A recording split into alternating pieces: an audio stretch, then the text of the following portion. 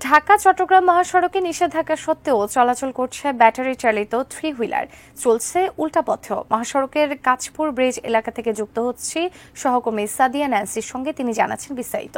Nancy, কি দেখছেন আমাদেরকে বিস্তারিত জানাবেন। নিষেধাজ্ঞা সত্ত্বেও কেন থ্রি হুইলার গুলো চলাচল করছে, সেই সাথে রাস্তাঘাটের এই সড়কের যে বিশৃঙ্খলা সে বিষয়ে কর্তৃপক্ষ বা আইন শৃঙ্খলা বাহিনী কি দায়িত্ব পালন করছেন?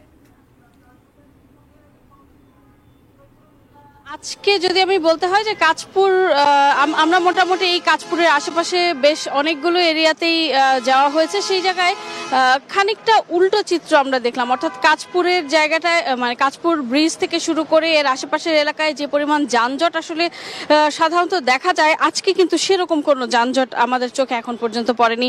আমি এই মুহূর্তে ঠিক কাঁচপুর ব্রিজের নিচে যেই ফুটওভার ব্রিজটা আছে সেই ব্রিজের ঠিক পাশেই অবস্থান করছি।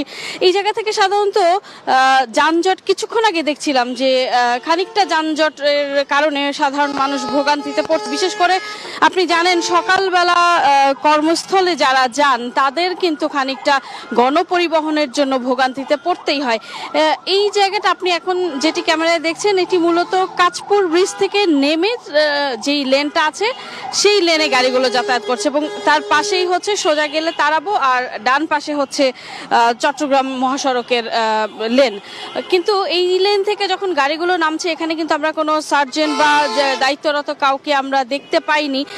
ফলাফল হিসেবে যে যার মতো করে আসলে কাঁচপুর থেকে ব্রিজ থেকে নেমে আসলে গাড়িগুলো এখানে অবস্থান করছে। পাশাপাশি তারাবো থেকে যেই কিছু লোকাল গাড়ি আছে সেগুলো আসছে, পাশাপাশি হচ্ছে হাইওয়ের গাড়িগুলোও কিন্তু একই সাথে যাচ্ছে। অর্থাৎ যদি বলতে হয় যে এই তিন রাস্তার মোড়ে মূলত বিশৃঙ্খলাটা সৃষ্টি হচ্ছে মহাসড়কে বড় লেনের গাড়িগুলো এবং লোকাল যে গাড়িগুলো আছে, অর্থাৎ হাইওয়েতে যে গাড়িগুলো চলে সেই গাড়িগুলো এবং লোকাল গাড়িগুলো মিলে কিন্তু একরকম যানজটের তৈরি হচ্ছে। এবং সেটি দেখভাল করার জন্য এখানে সাধারণত যেই পয়েন্ট আছে এই পয়েন্টে ট্রাফিক থাকার কথা, কিন্তু আমরা এখানে কিন্তু দায়িত্বরত কাউকেই দেখতে পাইনি।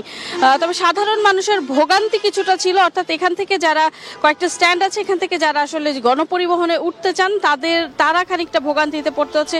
বিশেষ করে কিছু এখানে অটো আছে যেগুলো হয়তো চলার নিষেধাজ্ঞা আছে, যে এই ব্যাটারি চালিত গাড়িগুলো আপনি জানেন যে সড়কে চলাচলের ক্ষেত্রে খানিকটা বিধিনিষেধ আছে, সেরকম বিধিনিষেধও কিন্তু আমরা মানতে দেখিনি। তো সবকিছু মিলিয়ে যদি বলতে হয় সড়কের এই জায়গাটায় কিছুটা হলেও বিশৃঙ্খলা কিন্তু আছে এবং সাধারণ মানুষ সেজন্য ভোগান্তিতে পড়ছেন।